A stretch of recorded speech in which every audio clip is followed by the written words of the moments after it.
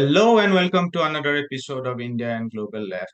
Today we have with us a very special guest, Charles W. Freeman, better known as Chas Freeman.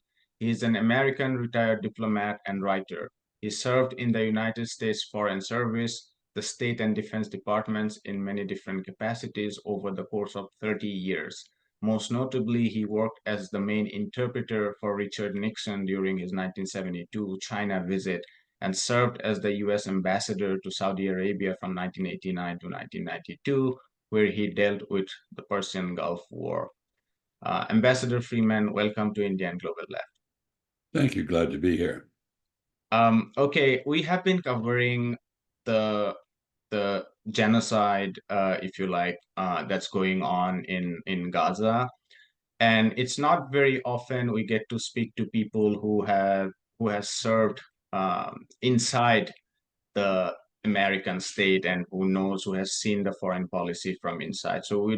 I'd like to focus a little bit more on the foreign policy. But if you could start with this interesting idea that I found in your book, where you argue that Israel is actually a liability more than an asset for US in the Middle East, because we had Vijay Prashad, who also looks at the Middle East, and I asked him about his thoughts about US disengagement from the Middle East, and he was very skeptical about it because he thinks that Israel, for one reason, is strategically important for the US empire in the region. You have a very different argument. So can you please lay out why you think Israel is a liability for US? Well, first, Israel is not an ally. An ally is a country that has a reciprocal obligation to the other. Israel has assumed no obligation whatsoever to follow or aid the United States. It is purely a state protected by the United States. So if it's a protected state, the question is, what are the benefits to the United States of that protection? They're certainly not strategic. There have never been US troops stationed in Israel. There are weapons stored there, but they are there for the benefit of Israel, not for the United States. Until very recently, you couldn't travel from Israel across any of the Arab lands that surround it because it was ostracized and isolated. That has changed to some extent, but Israel's actions in Gaza now threaten once again to restore it to an isolated position in the Middle East. Israel has repeatedly launched wars against its neighbors, starting with the Suez War in the mid-1950s, where it colluded with the French and British in an effort to control the Suez Canal and take the Sinai. In 1967, it conducted a surprise attack on Egypt and Syria that led to a huge crisis.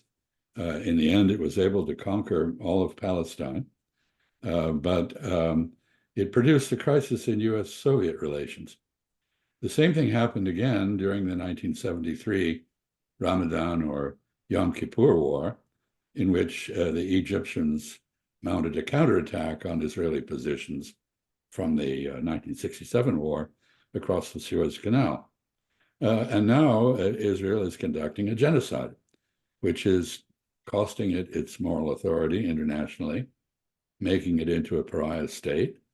And because of the close association of the United States with it, it's taking us down too.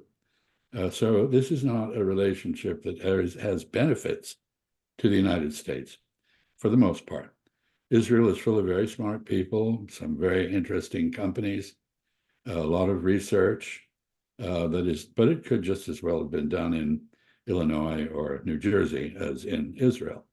So when you come down to it, the explanation for the close US-Israel relationship is entirely domestic politics in the United States. That is what motivated President Truman to recognize the state of Israel 12 minutes after it was established in violation of a UN partition plan. It remains the main force in cementing US relations to Israel. And the costs of this relationship to the United States have been very considerable. They include an oil embargo in 1973, which was very difficult for us. They include the alienation of many of the Arab countries in the region from us.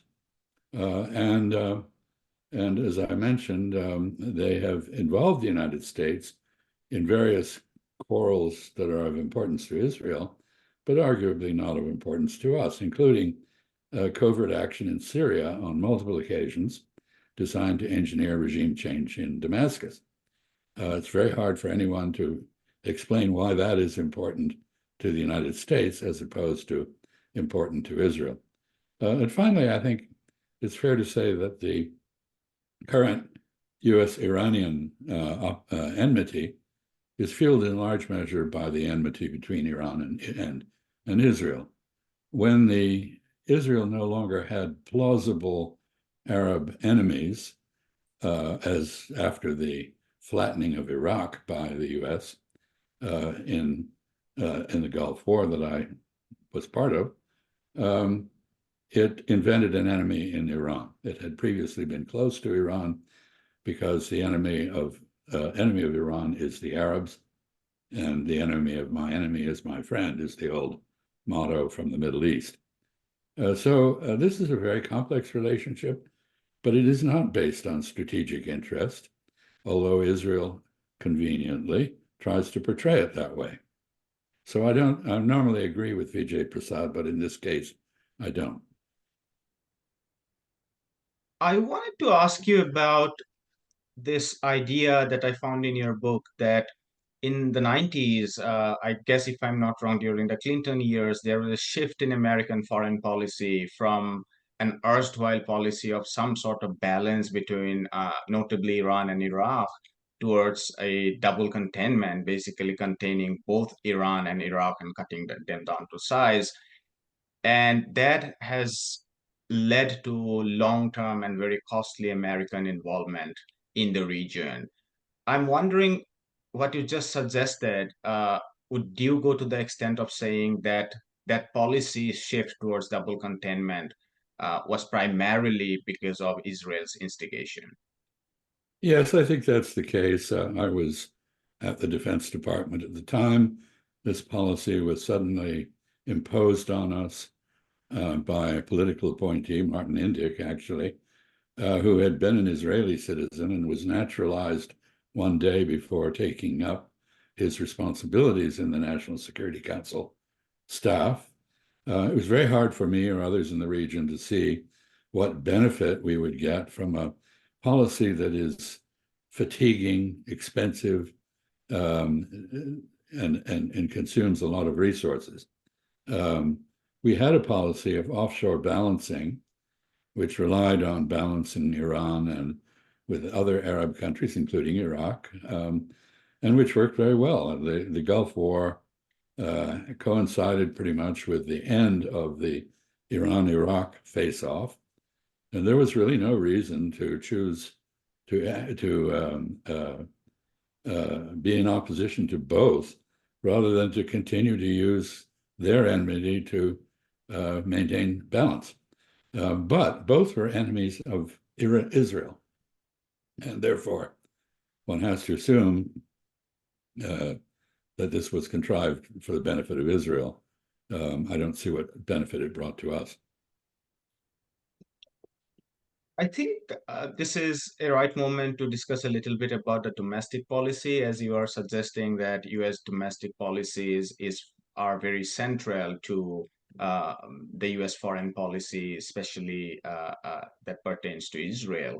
We are seeing a lot of um, I don't know if drama is the right word, but the Democrats starting with doubling down with the mainstream Israeli narrative, and then we see the more than 100,000 um, votes in the Michigan primaries going against the Democrats, and finally Chuck Schumer coming out and declaring in the Senate floor that Netanyahu is an impediment to the peace processes in Middle East.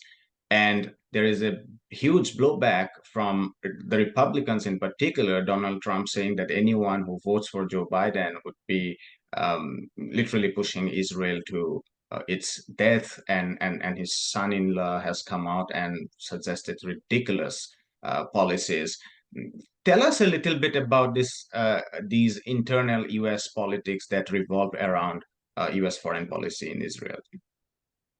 Well, if you look at the donations to the Democratic Party, you'll find that about 50% of them are from plutocrats, many of them very closely interested in the U.S. relationship with Israel.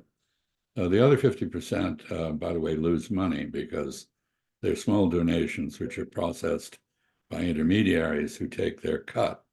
And by the time they actually get to the candidate, there's really nothing left of them. They've cost more than they are worth. So Mr. Biden and any Democratic candidate is heavily dependent on Jewish plutocrats for campaign donations. And he can't really continue to campaign for president without their support. And so he has been walking a tightrope, or perhaps retreating slightly from the horrors that Israel has created in Palestine, slowly, because he cannot alienate his donor base. So that is the reality. Now, he has, I think he had something to do with Mr. Schumer's speech. But I would argue Mr. Schumer doesn't do anything, Senator Schumer doesn't do anything without checking with AIPAC, the Israel lobby. And in my view, what he said was intended not to change Israeli policy or the course of Israeli politics, as Mr. Netanyahu charged, but it was instead rather like someone aboard a ship that's headed for the rocks, deciding that rather than change course, they will throw the captain overboard to the sharks. This is a diversion. It would not change the complexion of the Israeli government or its policies, which are very heavily influenced by fascist, racist extremists. You know their names. We hear their pronouncements. Mr. Netanyahu agrees with most of what they said. In any event, he's beholden to them. Now, Mr. Netanyahu does not want to entertain any compromise because the Israeli public is adamantly behind extremely harsh policies toward the Palestinians. The Israeli policies, in my view, are essentially psychopathic in the clinical sense. There are very few in Israel who now oppose those policies. 500,000 or 600,000 Israelis have emigrated since October 7th. And these are people of conscience. If they've come here, that is our gain. It is Israel's loss. But I don't think there's any reason to expect that Mr. Netanyahu will leave office, because if he does, he'll probably end up in jail for corruption. Mm-hmm. He has been trying to prevent his removal from office vigorously for years, including by removing the independence of the judiciary in Israel, which set off a political crisis there, and now by pursuing this genocidal policy in Gaza. And meanwhile, not just tolerating, but enabling settler pogroms on the West Bank.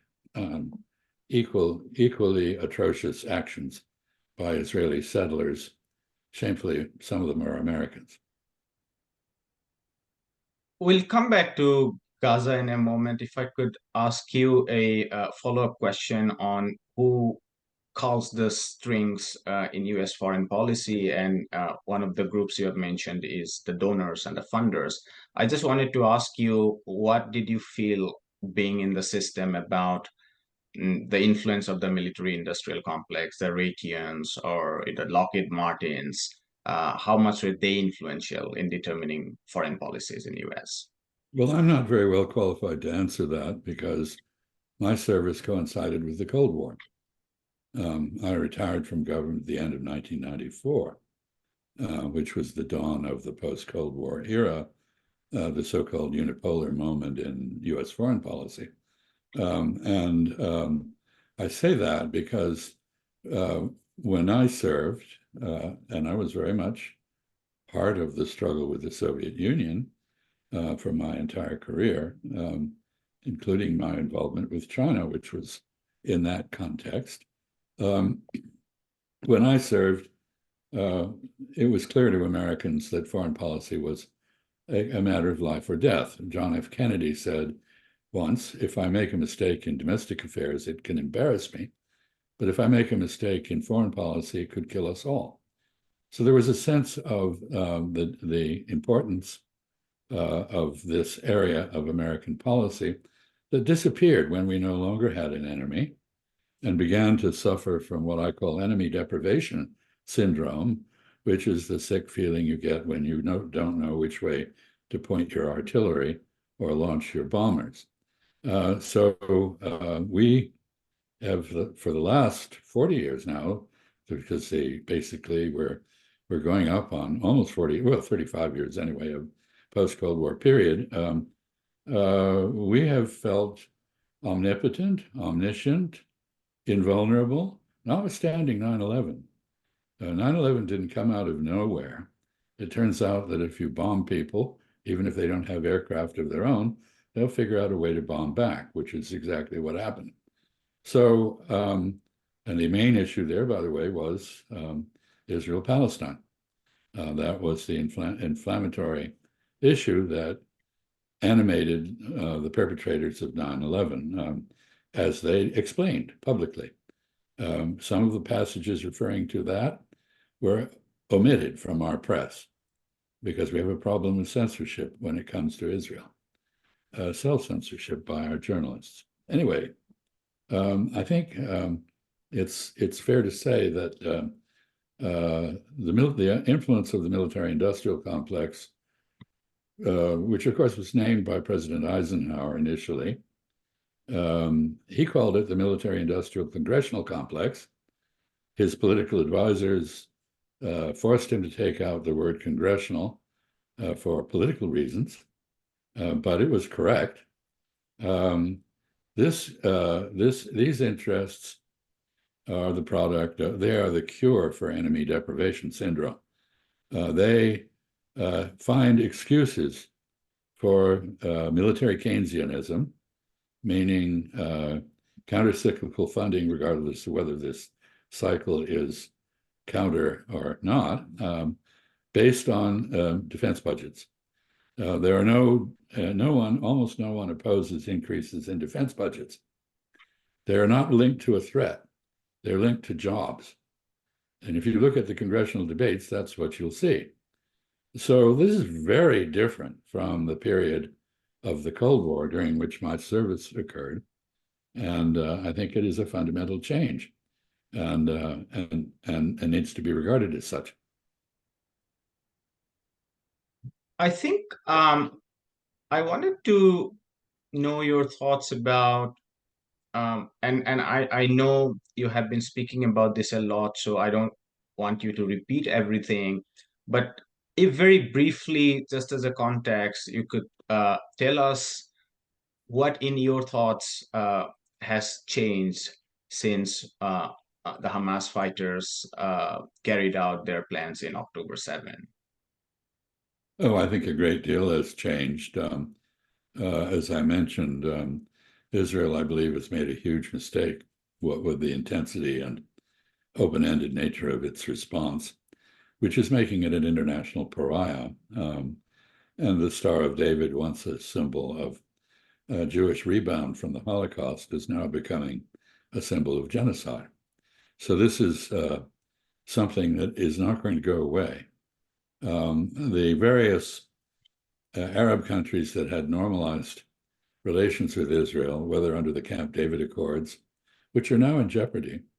I mean, Egypt is sending signals. I don't know whether they're sincere or not, but they're sending signals that if Rafah is attacked, or if the Palestinians are pushed over the border, the Camp David Accords will be breached and ended. Jordan has been very outspoken during this entire period. Now we have an essential suspension of the main element of the so-called Abraham Accords, which was the normalization of the United Arab Emirates with Israel. That's basically on hold. Bahrain similarly is pulled back to a great extent. Morocco has seen it become impossible to pursue the normalization that it began. So that's all that's happening. That's in the region.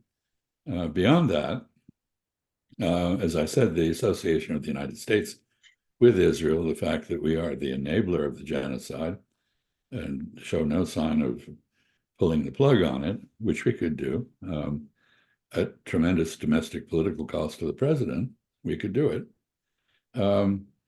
We are similarly losing our moral authority and becoming isolated.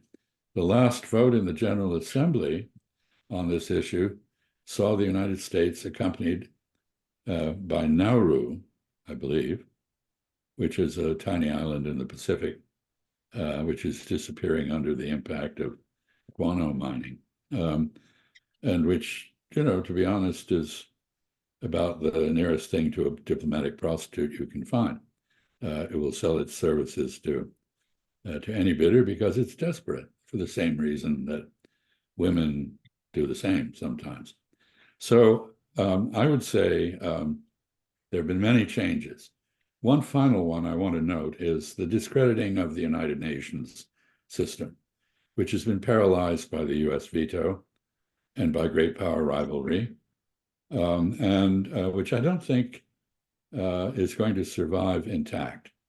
I believe this is going to lead to a series of efforts to supplement, complement the United Nations system. Perhaps that's what purpose of the BRICS grouping, but later to supersede it, because it's just not acceptable to most of the world that one country, the United States, should be able to block international cooperation to deal with serious issues that are of grave concern to everyone but Americans who are cut off from adequate flow of information about what's happening. I think my next question is, it's a difficult question because it also involves prediction, but I guess it's always helpful to have a discussion, which is how do you see the way forward in terms of peace in the region, specifically between Israel and Palestine? I posed this question to both Jeffrey Sachs and Norman Finkelstein, and I got very different responses. Finkelstein was very skeptical because he thinks that um, that Israel has landed itself in a situation where it can't pull back anymore, and the Hamas fighters and Palestinians, people being brutalized, displaced, killed, bombed, they would not back down either. And even forces like Hezbollah, even though they are being very cautious so far, they would need not back down either.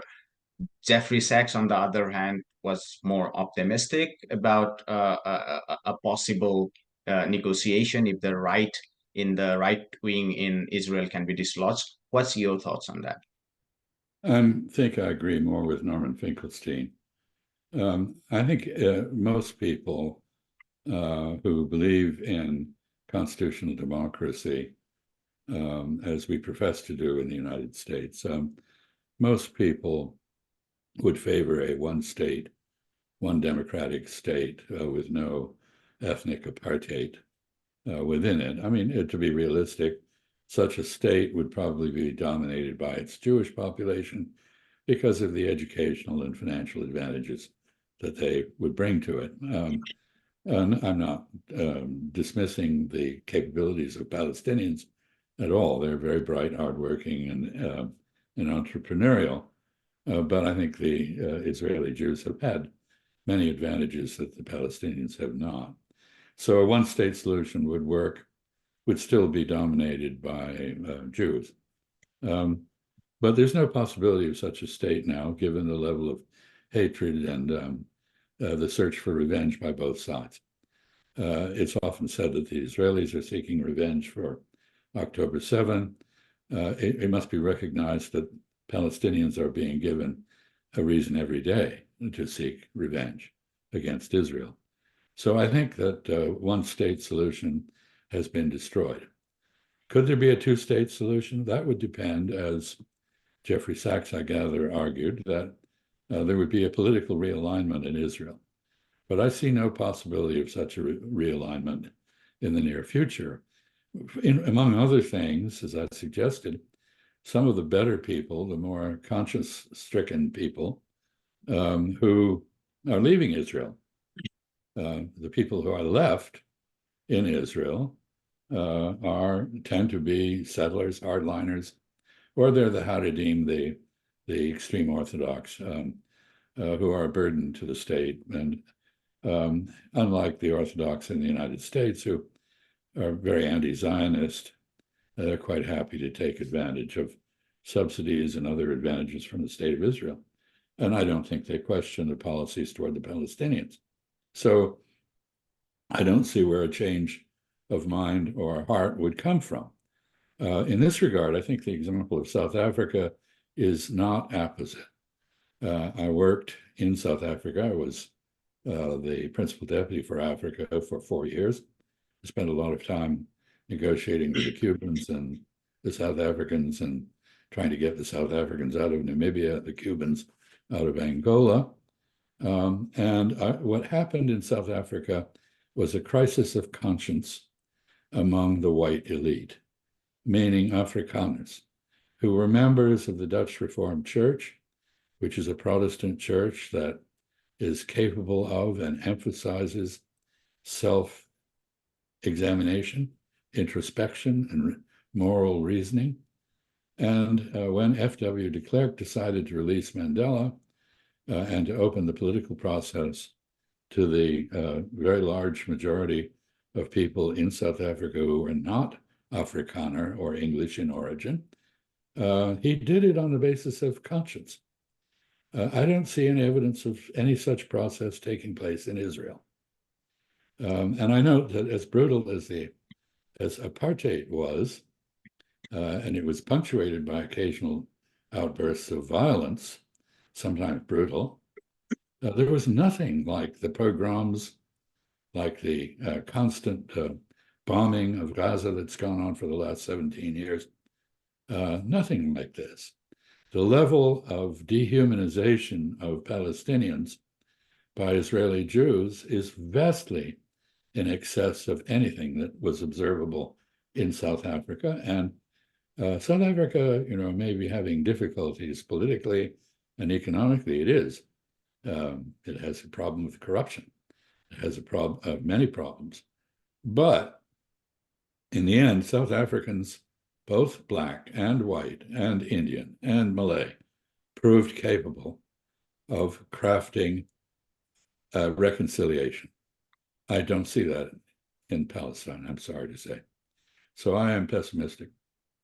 Just a quick follow-up. I'm just trying to seek a little more clarity about the peace process, because there is a long-term peace process about that involves settlements, that involve obviously the West Bank and not just the Gaza, the refugee questions, and probably redrawing of border if it is to be under two-state. And then there is a short-term peace process that we are talking about, which Hamas leadership has repeatedly come with, which involves exchange of prisoners and hostages, evacuation of Israeli forces from Gaza, and some sort of guarantee of security of Gaza, which last Friday only, after the war cabinet meeting, Netanyahu dismissed it as ridiculous and unrealistic. So I am on board. I feel the same way, that the long-term peace resolution is very, very cynical. But I feel that the Hamas proposal and the short-term peace process can be achieved if the diplomats are astute. What's your thoughts on that? There has been no peace process as such devoted to making peace and reconciling Israeli Jews and Palestinians for a quarter century. People have talked about it as though it existed because that was a convenient excuse for not considering how to make peace. Oslo was you're referring to since Oslo. Since Oslo, yes. Since the Clinton administration, that was sort of a last gasp at Taba. But there has been no peace process. And what is being discussed now is not a peace process, but a truce process. It's not even a hudna in the sense of a lasting truce that is authorized by Islamic jurisprudence. And it is a war of extermination against Palestinian nationalism, which is the banner for which is held by Hamas. If somehow, which I doubt is at all possible, Israel were actually to destroy Hamas militarily, I don't see how you do that, basically. But if it were able to do that, Hamas would be replaced by a new movement.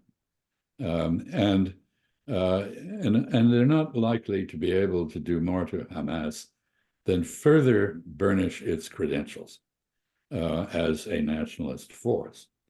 So, this business of destroying Hamas is a slogan, the meaning of which is destroying Palestinian nationalism and any resistance to the oppression that has accompanied the steady expansion of the Jewish state.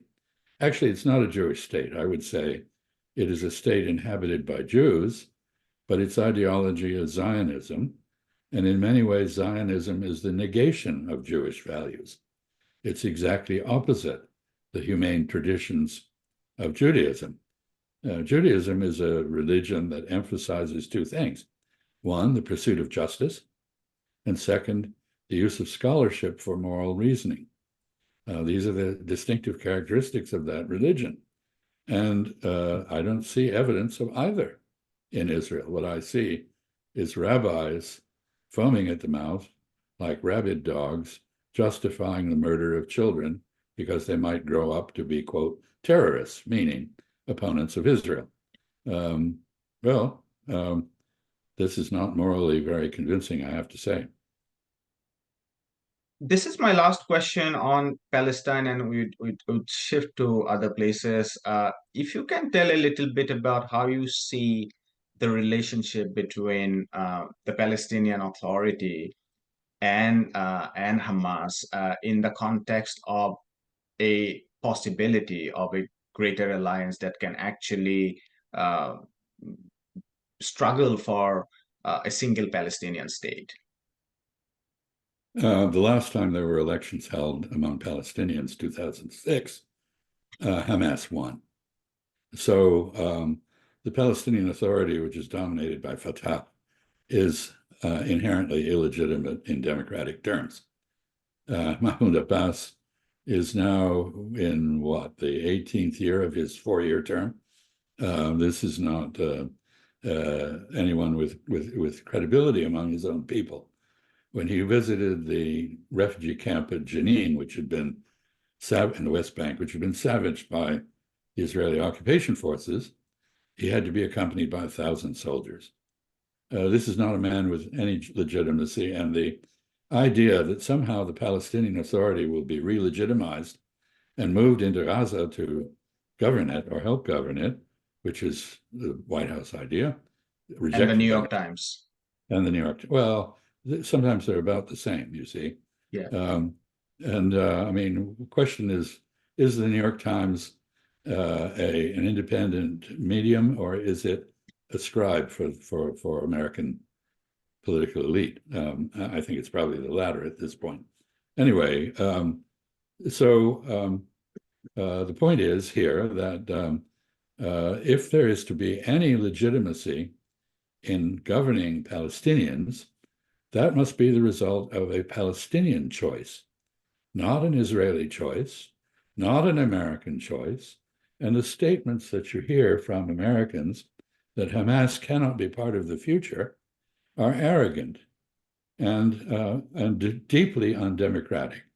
They are a reflection of the strange situation, again, in some ways paralleling South Africa and apartheid, in which a democratic government, and the Afrikaner government was very democratic, very responsive to parliamentary votes and so forth, is also a tyranny over other people, a democratic tyranny. And that is the situation in Israel, where you have four, I'd say Israel proper, including Gaza, in which you have four kinds of subjects: Israeli Jews who are full citizens, Arab Israelis who are second-class citizens and denied the resources and the rights that their Jewish counterparts have, people in the West Bank who are under martial law and subjected to a Kafkaesque system of pass controls and checkpoints, barred from the use of roads in their own territory, and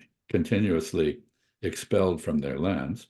And finally, Gaza, which was, an open-air concentration camp, a prison, if you will, from which Hamas briefly escaped on October 7th, but which has been constantly subject to what the Israelis have called mowing the grass, meaning eliminating anyone who has any ability to resist Israeli control.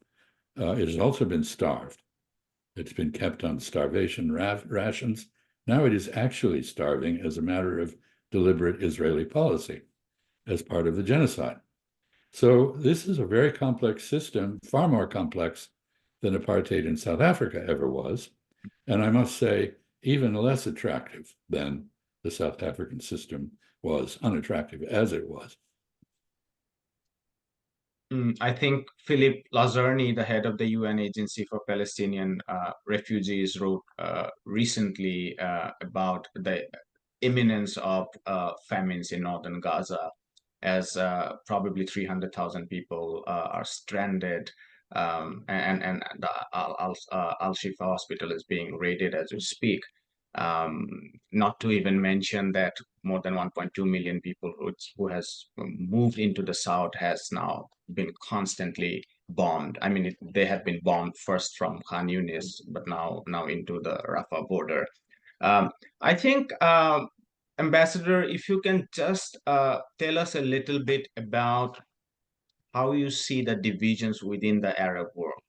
And I'm asking specifically the GCC on one hand and Iran on the other hand, and their allies. What's the future of that divide? Well, Iran is, of course, not Arab. It is Persian. Its roots go back thousands of years, and there is a distinctive Persian version of statecraft and a history that is quite distinct from that of the Arabs. There's also a lot of ethnic animosity, mutual contempt, if you will. So this is an ancient division which has not gone away. But within the Arab world itself, I think we have an interesting divide. And it is a division between those who favor Islamic democracy and those who favor an autocracy. So we have General Sisi in Egypt, a military dictator, an elected autocracy, if you will, but nonetheless a dictator, whose principal enemy is the Muslim Brotherhood, which is a democratic movement committed to taking power at the ballot box and leaving government when it loses elections.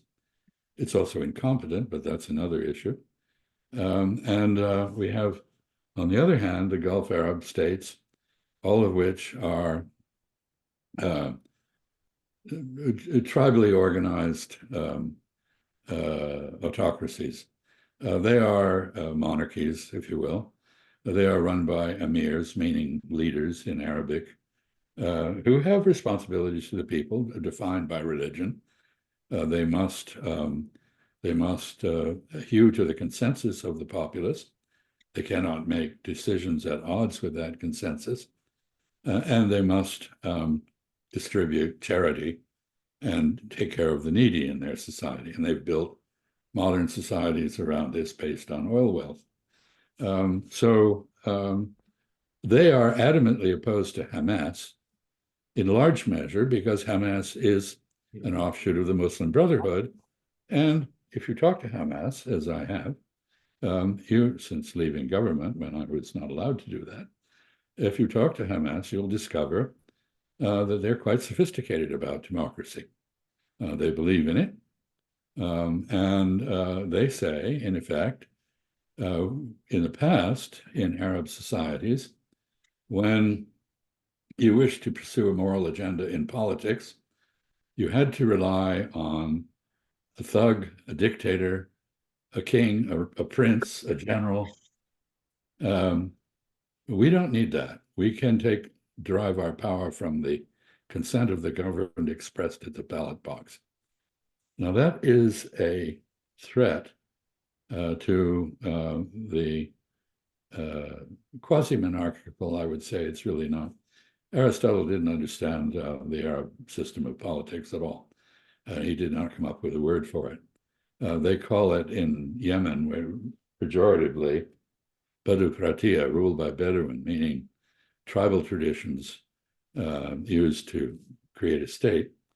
But in any event, it is a system of government that is not democratic, although it has many elements of openness to it. I mean, it's open to public opinion. It's deferential to public opinion, but it is not electoral. And therefore, Hamas is anathema to the rulers in the Gulf.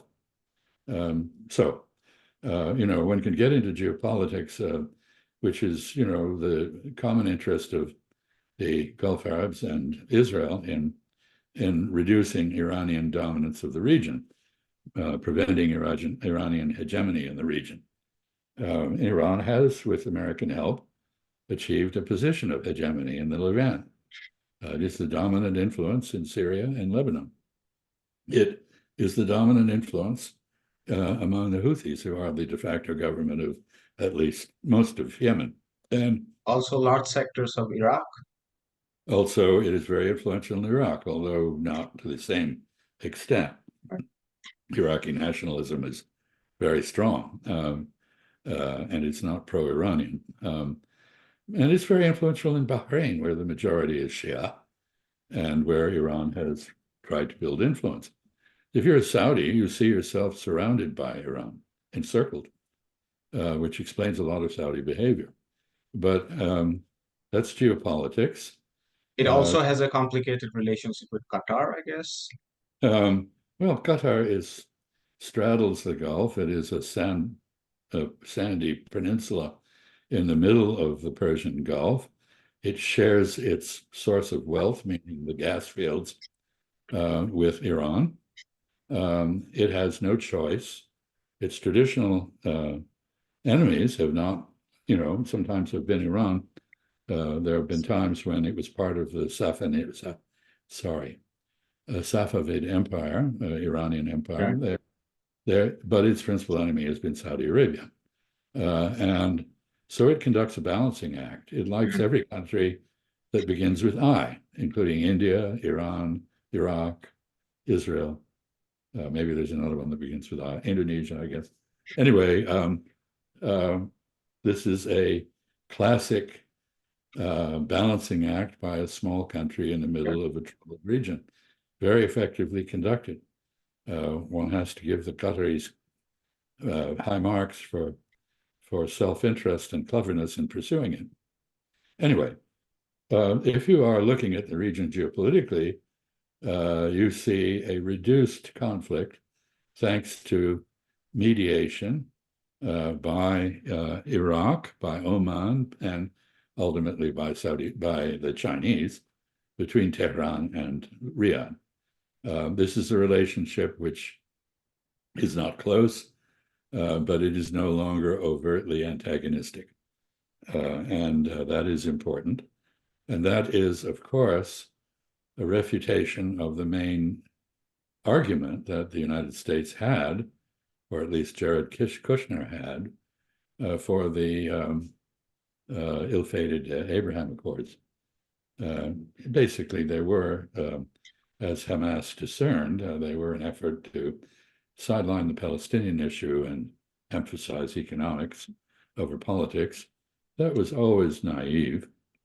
Now it's impossible. I want to shift to Ukraine and Russia, and we have done several shows on that, so I don't intend to go through all of these, specific points again.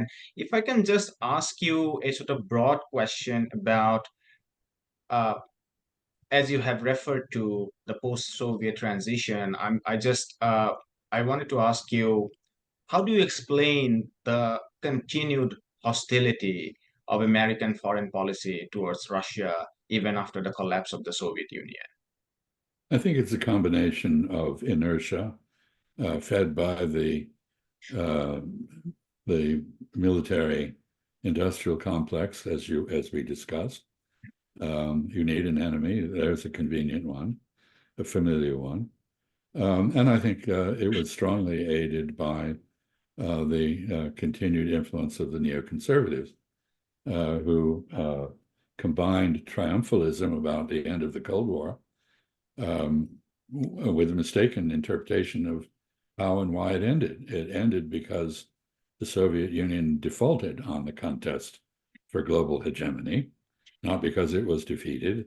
There was no military defeat of the Soviet Union. And yet American foreign policy, for partly because of the military industrial bloc forces that we've discussed, partly because of neoconservative ideology, is very militaristic. We see everything through a military lens. And so I think the neoconservatives pushed the idea of an expansion of the American sphere of influence. Some people call it an empire. I think that is incorrect. It's not an empire, but it is a sphere of influence in which the United States will not tolerate the dominant influence of any other country. And it goes now all around the world to the shores of China and North Korea and Iran and the former and the Russian Federation, except for that part of Ukraine that the Russian Federation has removed from it. So I think these are the factors that produced the contest which we now see. And as you no doubt have previously discussed, they resulted in a demand from the Russians by Mr. Putin in December of 2021 for a negotiation to neutralize Ukraine, restore the rights of Russian speakers in Ukraine, and address the question of a European security architecture that would be non-threatening both to Russia and to the rest of Europe. And he was stiff-armed. We refused to discuss these things. So he then did what he had to do, in his view, which was to use force. And we predicted he would use force. So I don't know why people think that was such a surprise. And he's getting more than what he had demanded, it seems. Well, if Ukraine had gone ahead with the treaty that was negotiated in late March of 2022, and which it intended to sign, Mr. Zelensky was en route to a meeting with Mr. Putin. This was all derailed by Boris Johnson of the UK in collusion with the United States and NATO. And if they had taken that, Ukraine would be far better off. If in the summer of 2022, when Ukraine had given a very convincingly strong performance on the battlefield, if there had been a negotiation, Ukraine would have been in a strong position. What has happened since means that any solution in Ukraine is going to be on Russian terms. And these terms, at the moment, remain those that were stated in December 2021. But one has to imagine that as the battlefield advances continue on the part of the Russian armed forces, the goalposts may get moved. And we may see Mr. Putin, who believes correctly that Odessa was a Russian city, not a Ukrainian city, founded by Catherine the Great, decide to take that back, depriving Ukraine of the Black Sea coast. and forcing it into a landlocked position. Ukraine would still be, Ukraine would be greatly diminished in territory and population, disconnected from its major industrial area in the Donbass, and corrupt and unfit for membership in the EU without a long process of accession, which would be very difficult for it to manage. So I think we're not looking at a good situation from the point of view of the Ukrainians, who could have had a much better deal at several points in the past. I think my next question is on the role of the EU and Europe. I mean, you have long written about the importance of an autonomous sort of EU's role in international relations from that of the US. I read that in the context of the Middle East, but I think in the case of Russia, it seems much more pertinent because the Russian economy is much, the European economy is much more reliant on Russian economy, not just energy, but also trade and even from a security perspective. And if one opens the Financial Times, there is a lot of talks about how the European elites are going to behave in this ongoing conflict. And it seems to me that even though there has been a huge dip and fatigue in terms of general public support of quote unquote Ukraine, the European elites seem to be very unwavering in its in its commitment to make Ukraine a victorious side. I mean, last month they gave a green signal to 50 billion euros. So, uh, how can one even understand this sort of irrational behavior, if you like? Is it just subservience to American policy, or is it more than that? No, I think there are very strong elements of self-interest here.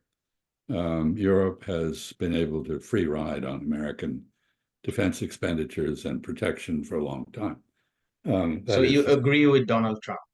I agree with him that Europe needs to take care of itself before it looks to us for help.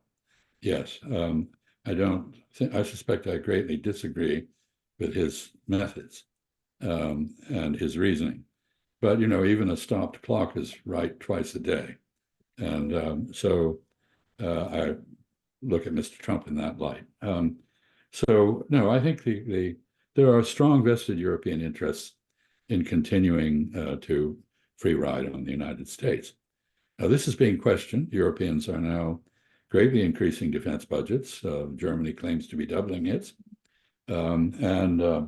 Do you think that's a good thing, or it's pushing us further into this military conflicts? I think in the long term, it's a very good thing because I believe that it would be beneficial both globally in terms of a more polycentric system and in European terms as well, for Europe to be much more self-reliant. And I think it is really anomalous that 3/4 of a century after Europe's revival from World War II, with an economy that is larger than that of the United States and defense expenditures that are still double or more what the Russians spend, that Europeans should look to the United States for their defense. And I don't agree at all with what we have done historically, which is to say to the Europeans, you must increase your defense spending, but if you don't, we'll come and do it for you. We'll defend you. We've given them no incentive to take care of themselves. And probably some of the people who have stepped forward with that argument welcome a sort of American dominance of Europe that has occurred since the end of World War II. I don't. I think the United States needs to keep its hand in European affairs because Europeans have a habit of making gross errors of judgment and unbalancing themselves to the point where we have to cross the Atlantic and restore the balance. That is what happened in World War I. It happened in World War II, and there were elements of that in the Cold War as well, although that was partly started by us. So I think it is entirely reasonable to readjust U.S.-European relations in favor of a greater role for Europe and a lesser role for the United States. I would favor a process by which eventually NATO command is turned over to a European. The United States stepped into the background. We didn't attempt to lead Europeans on European matters. We deferred to them on those matters. We tried that, by the way, after the end of the Cold War in Yugoslavia. We tried to stay out of that. We tried to let Europeans handle that. They failed, and we ended up having to go in. I don't find, as an American, I don't find that a very sensible position to put ourselves in. So I would hope that there would be a process of readjustment of transatlantic relations to give Europe a greater role and to reduce our role and the burden on us. What I fear, to go back to Mr. Trump, is that he will do this with a sledgehammer rather than with dialogue. And I think there has to be a process. Otherwise, there would be huge instability in Europe. Now, I happen to believe that there is a model for a cooperative security system in Europe that parallels the concert of Europe, and that is built on NATO, the Partnership for Peace, which has within it the potential to become a cooperative security system, not a collective security system. Who are Europe's enemies? Russia, if it does not have an organic relationship with Europe, is threatened. Europe, if it does not have an organic relationship with Russia, is threatened. So when the Partnership for Peace was contrived, there was a NATO-Russia Council set up, and Russians trained part of their forces to NATO standards to participate, as it happened in the war in Yugoslavia. Anyway, I think Europeans need to rethink their defense policies. They need to cooperate with each other. They are not cooperating with each other. They all look to the United States bilaterally, even though they're in NATO. Their defense industries are national in nature. They're not pan-European. And therefore, they are much less than the sum of the parts. And they should be more than the sum of the parts. So I think there's a lot here, but we're not talking about any of this. So you asked the question, are European defense increases good or bad? I think they pave the way for a discussion of this sort. Whether we have it or not will depend on whether we are capable of the sort of statecraft we were capable of after World War II. When we Yeah, built I think, sorry. no, we built Um, a pretty good for everybody. yeah, I think my only apprehension about what you were saying is, and you are right, there is an axis that has to be balanced between the US and Europe, and that there are positive things, as you just stated. But I'm also thinking equally about the bigger axis of West and the global South, and I'm thinking about China. And this is a perhaps the last segue and my last segment, last questions that would allow you to also tell us a little bit about China, because there is the larger divide between the West on one hand and the global majority, if you like, now led by the Chinese in some ways. Um, a rearmament of Germany to the extent they're saying, like 1 to 2% of the GDP, and we know countries like France, Norway, they have an enormous presence of their military industrial sector. They are exporters of very sophisticated weapons. So the fear for a lot of us in the post-colonial world, and including I think would be China, is that it would further shift the balance in favor of the West as opposed to the global majority. I doubt that very much. I think one effect of the Ukraine war has been to bring about a separation, not yet a divorce, between the West, defined by NATO, if you will, or the G7, and the global majority to which you referred. To the extent that the West, G7 in particular, are seen to be bullying other countries to follow their policies, regardless of the interests of the countries of the global south, we are losing influence. And we are seeing an effort to counter that dominance. I'm referring to financial reforms and the use of efforts to replace the dollar to some extent with other methods of settling international trade transactions. So that's the first thing. I think that the war in Gaza is greatly accelerating and intensifying this process of separation. In many ways, it seems to me, when Antony Blinken talks about the rules-based order or rules-bound order, what he's talking about is an effort by the Club of Imperial Powers, the G7, to restore their hegemony, which is slipping away. And I don't believe that hegemony can be recovered. I wouldn't favor it in any event, but I think This is non-military hegemony you are talking about. yes, that's right. I mean, I would also add in the military sphere that there's very little evidence that a great deal of fancy weaponry and a terribly well-organized military can prevail on the battlefield. Ask the Afghans, ask the Iraqis, ask the Israelis in Gaza. Aggressive military intervention is becoming more and more difficult.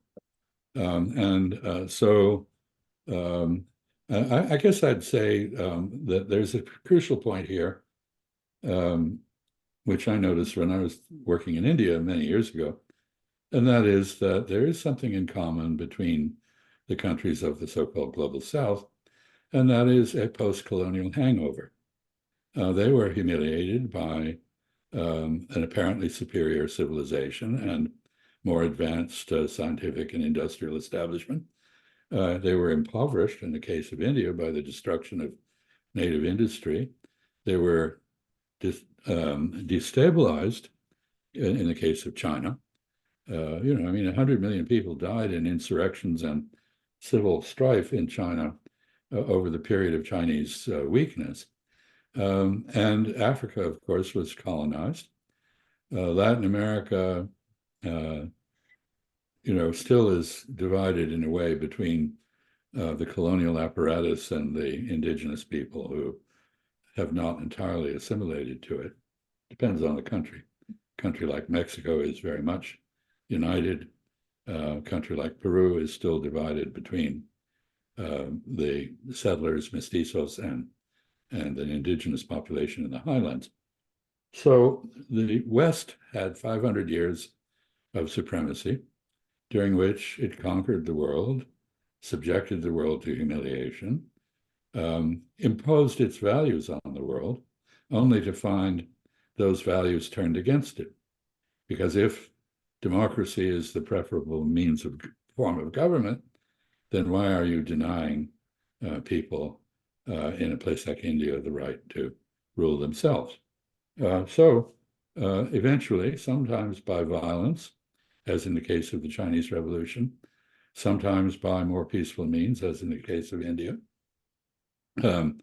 sometimes inconclusively, as in the case of the Arab world, people have shucked off this Western hegemony.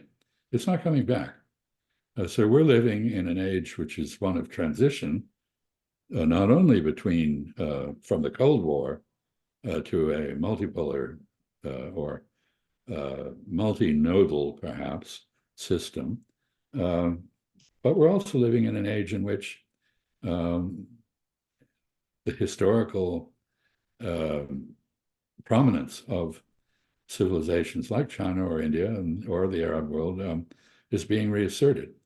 This is a moment in history of many transitions, and none of them are going to restore the West to the power that it had in the 18th century.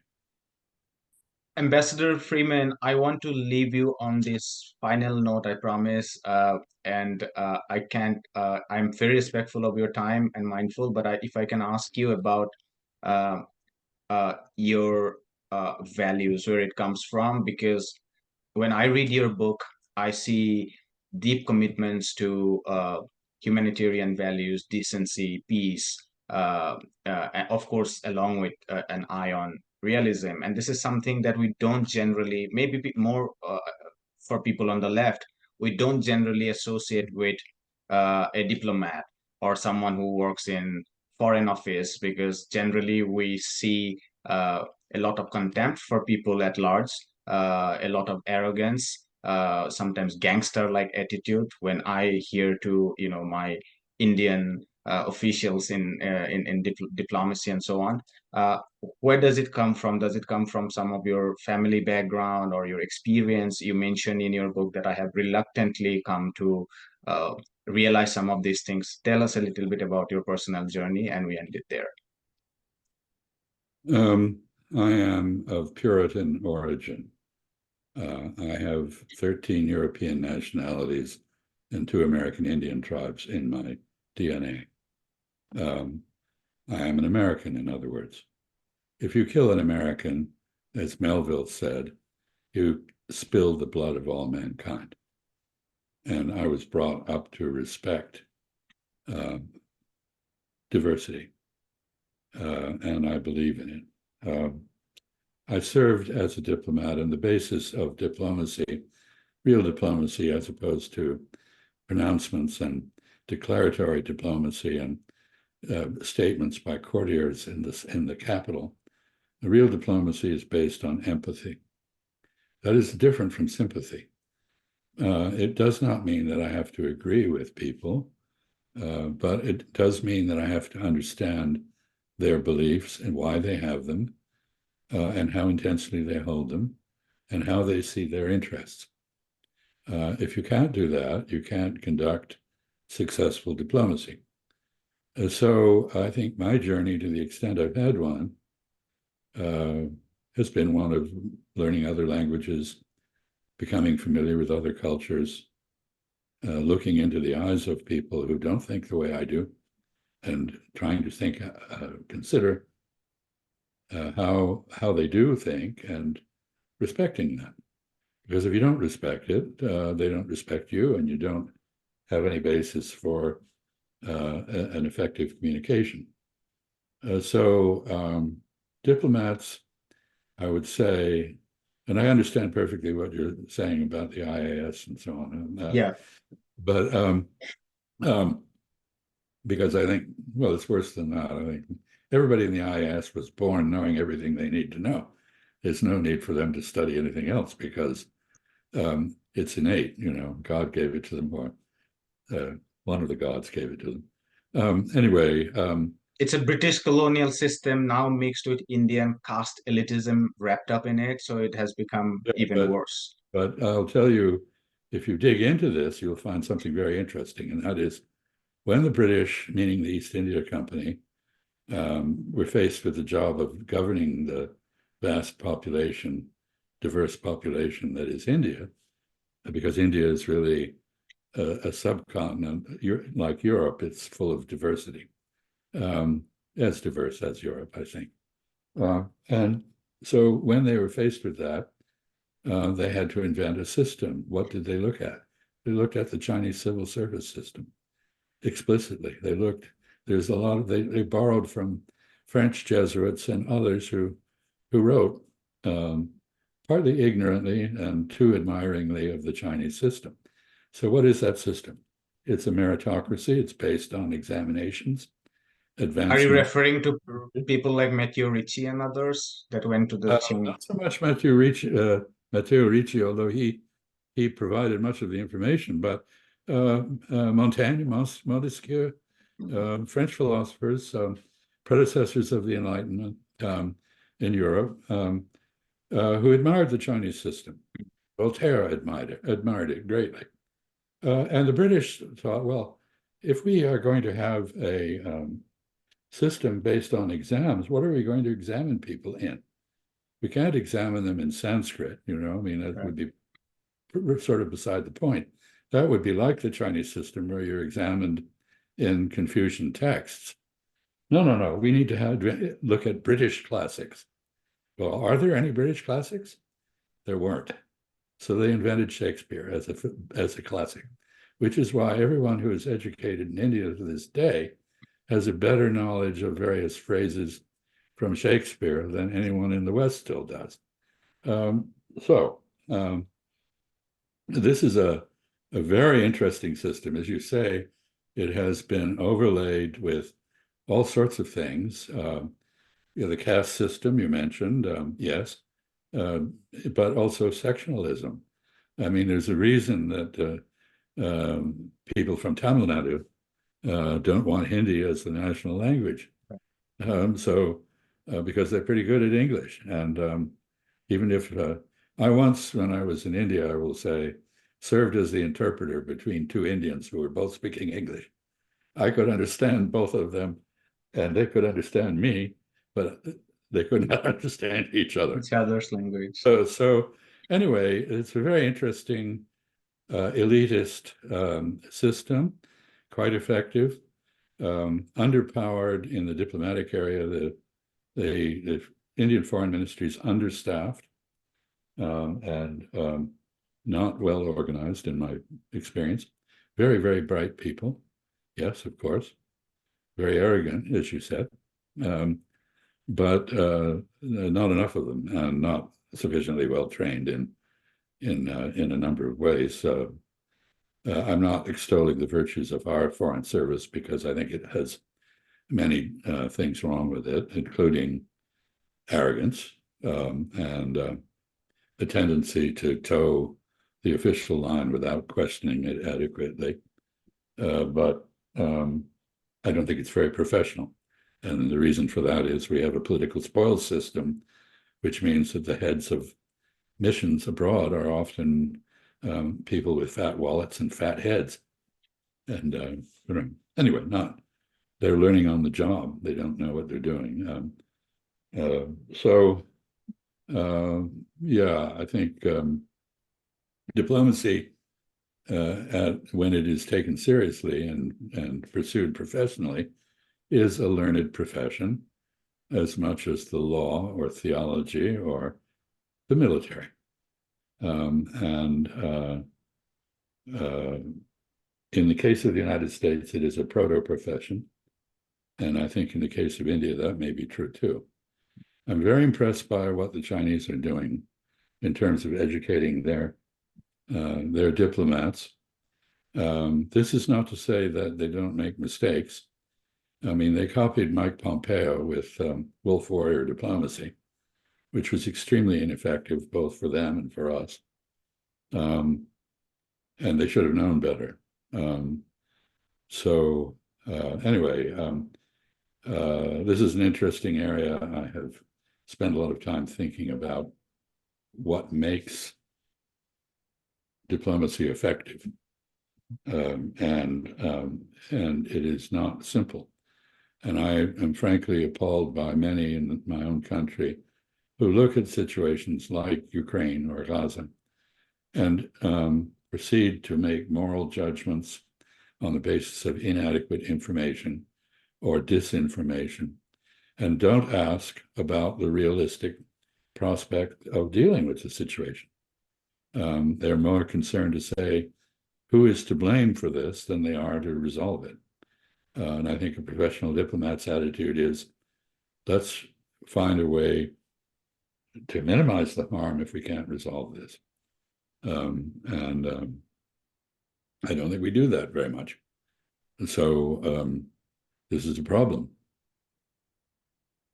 I guess one of the inspiring things that I found about you while reading your book, something that touched me, is the combination of the kind of realism that you just spoke about, but also combine that with some sort of basic decent values. I mean, there is this one moment in your book where you said that I don't see how Israeli military can help the US military a lot unless perhaps we are talking about these assassination campaigns, and covert operations. And then you follow it up by saying that in which case I would not like to see my country being messed up in these assassination campaigns, which is not necessarily born of realpolitik, but also comes out of values that you spoke about.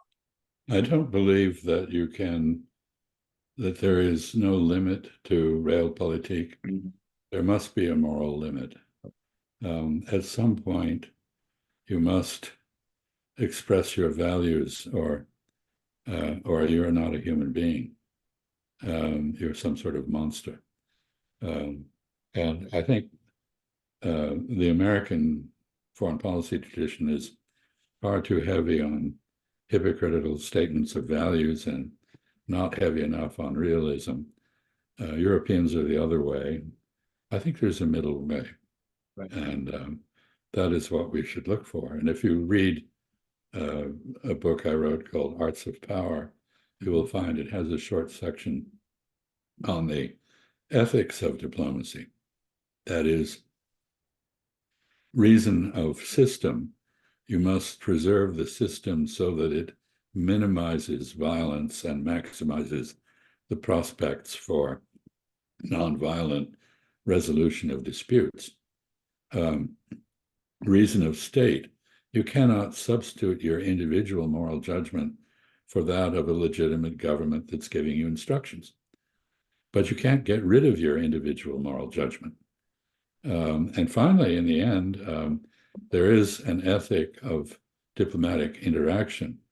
If I interact with you and I lead you to believe that I'm going to do this or that, and I make either an implied or an explicit commitment, and then I violate that, I have behaved immorally, because you have a right to believe, to take my word seriously, and to rely on it. And if you can't rely on it, I'm no better than an animal. So I think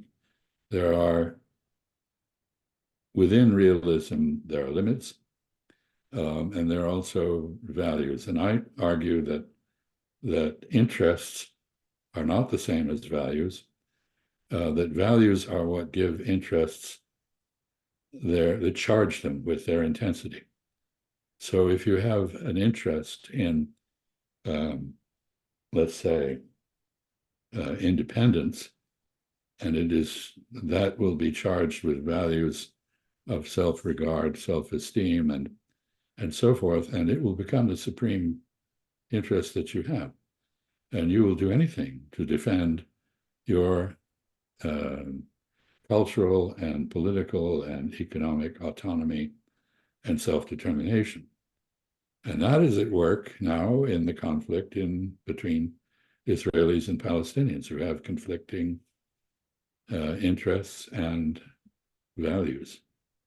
And I'm sorry to say that the Palestinians have learned a great deal from the Israelis about how not to behave. Yeah, as you spoke, I was thinking about Kantian, the sort of long debates between Kantian morality and English utilitarianism, but that's a whole lot of discussion. I don't want to hold you back anymore. Thank you so much, Ambassador Freeman. Hi, my name is Ayushman. I, along with Jyotisman, have started this platform. In the last 2 years, we have tried to build content for the left and progressive forces. We have interviewed economists, historians, political commentators, and activists so far. If you have liked our content so far and want us to build an archive for the left, I have 2 requests for you. Please do consider donating for the cause. Link is in the description below. Also, if you are not able to do so, don't feel sad. You can always like our videos and share our videos to your comrades. Finally, don't forget to hit the subscribe button.